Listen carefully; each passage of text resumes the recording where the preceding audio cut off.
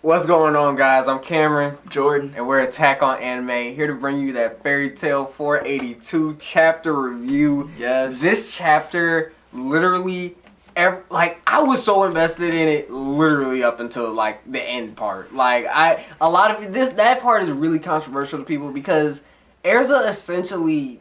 She was being Erza, of course. Like, this is what she does. She pulls stuff from out of nowhere all the time. But this one, I was expecting something different. When she was tied up by Kyoko and getting tortured, I actually loved that part because Kyoko is such a vindictive person, and she was literally one of the only people that's been able to, like, break Erza, like, psychologically because of all the torture she went through last time. And I even love the illustration of, like, when she, like, chops at Erza's side and it literally shows, like, a whole portion of her body, like, gone. I thought that was excellent, like, illustration and just showing how much pain she's actually going through. It feels like someone's ripping your side off. But when you get to the part where she's just like, I've beaten you all before, I thought she was literally just going to, like, break out, do one of her equips, maybe have a new equip form or something, and literally be like, now I'm about to take y'all all down again. Like, I wanted to see Erza just stand up and be a boss. But literally, she beat them through the power of fear. Like, what did you think of that, Jordan? I thought that was the biggest form of Deus Ex Machina. Yeah, like, definitely. that I could think of. Definitely. Like, I was not satisfied at all. I was thinking, like, wait, what the heck just happened? Like, and if she could have done that, she should have done that from the beginning, just saying. But I know they had to build the story up and do that. But, I mean, I will say this. This fan service was acceptable. Because seeing Erza, that was nice. I'm not going to lie. Usually when you read Fairy Tail, it seems like you're reading hentai or something like that. But this fan service is acceptable because Erza is nice. But other than that point, I mean, I didn't like how she ended that off. I actually want to see her, like, kind of eliminate them, like with the new equip form, or see more of her in battle. But then again, she is going against 3 powerful enemies, and, like, that's what happens when you write these type of, like, powers for these seemingly unbeatable characters and they just get beat with, like, some cop-out. I mean, that's what you get, is a cop-out. And I wasn't satisfied with how she beat them, and honestly, if that's the case, then why didn't, like, Laxus and Hades, like, you know, why didn't he phase that out? Because obviously over quickly. He knows he's supposed to be dead. Why didn't, like, Gray and Leon, why are they still fighting? Gray knows that's not her, like, you know, so I don't know. I'm not satisfied with the fear aspect of that. I feel like there should be a kill switch on them.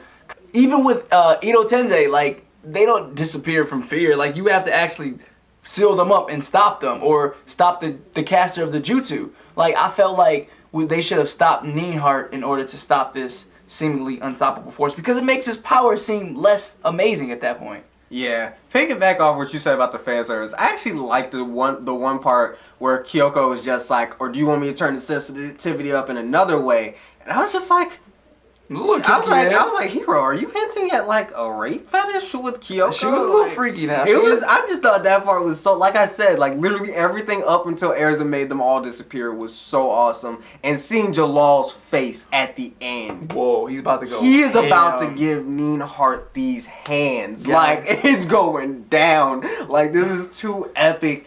But what I'm more excited for about next week, I hope we see it next week. If we don't, I'm going to be so mad because my favorite mage, the Ice Mage himself, Gray versus his Master Ul.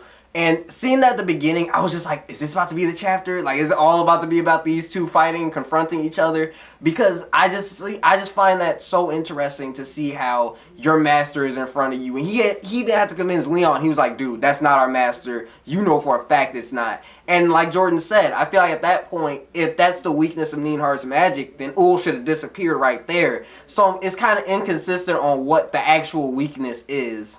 To sum up this chapter, basically, Erza found out a way to expose Neinhart's weakness in his magic.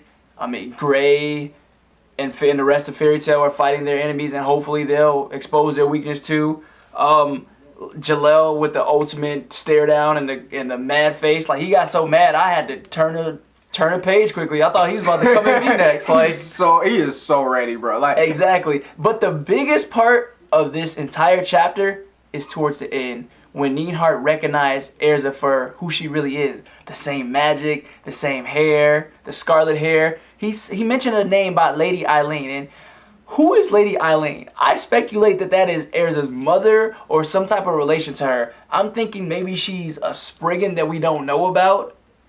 I mean, what do you think about that, Cam? I mean, I'm pretty sure it's her mom because like even the forums have been blowing up. Like everyone's just like it's either her mom or her sister, and I'm pretty sure it's gonna be her mom. But I'm more interested to see like, okay, we could have learned about Erza's past like a while back in Fairy Tail. Like even in the Tower of Heaven arc, like you could have alluded something back then. But it's just like, what is that now gonna like do? Like what is that gonna do to push the story forward? Like what does Erza, Lady Eileen, or whoever this is have to do with how the story's gonna progress from this point on? Exactly. I'm just curious, like, why at this moment? But is she gonna have some pivotal role in the chapter? I mean, what can Lady Eileen do for us at this point in the story? Like, is she even still alive? Like, it's just so many questions. I mean, it's random, but do we really care about Lady Eileen, to be honest? Like, do we really care? I mean, I want to see Guildarts, man. I'm sorry, I just want to see Guildarts at this point. And I want to see Natsu and Zeref showdown. Yeah, I can't. I'm just like Jordan said. I'm interested to see like what does Lady Eileen have to do with anything by this point? The only person whose mom should really matter is Lucy's mom, as we've seen, because she's been mentioned throughout the entire series. So it's just like to throw Lady Eileen into the picture. Hero has this thing where usually he'll have a controversial chapter and then everything is fixed by like the next chapter, or like people at least can accept what happened. And I'm really hoping that Erza moment where she just made them all disappear is explained like at the beginning of the next chapter, like they kind of deal with the Ultir thing. I mean, it's kind of cool because, you know, my girl Erza is getting a backstory now. Like, I like it, and we find, I mean, obviously she had to be born from somebody. I mean, she was an orphan, but she didn't just come from the orphanage. Like, she had to come from somewhere. Yeah, Scarlet's not even her actual last name. Like, Jellal gave that last name to her. Exactly, because of her hair. But, I mean, it's cool. I mean, I guess. But I'm just more interested in Guildarts at this point. But, I mean, I guess we'll wait till we'll find out where he's at. Like, let's see his backstory. I'm more interested in seeing where that man came from. Hey, I'm just ready to see more Gray fighting Ul. Like, I can't wait to see the conversation that they're going to have. I feel like it's going to be really deep. And another thing, I wonder what Agnologia is doing right now. Yeah, he's been like, him and Zeref are kind of like the slowest moving villains. Because, like, I thought Agnologia was ahead of Jacob, but then somehow Jacob beat him to the guild, so. Yeah, who knows? And August is supposed to come next, too. So. Oh my god, like. We got a lot of stuff to look forward to. Well, that's all we have for you guys today. Let us know your thoughts in the comments down below. Don't forget to like and subscribe for more content. Like, this is a controversial chapter, so let's debate, let's discuss in the comments. You guys have been awesome. There's 53 of you guys following us. We appreciate every single one of you guys. Let's hope that we grow and keep going. Also, follow our Twitter page. It's Anime Mage, guys. Like, check us out on Twitter. Like, we're going to be more active on there, too.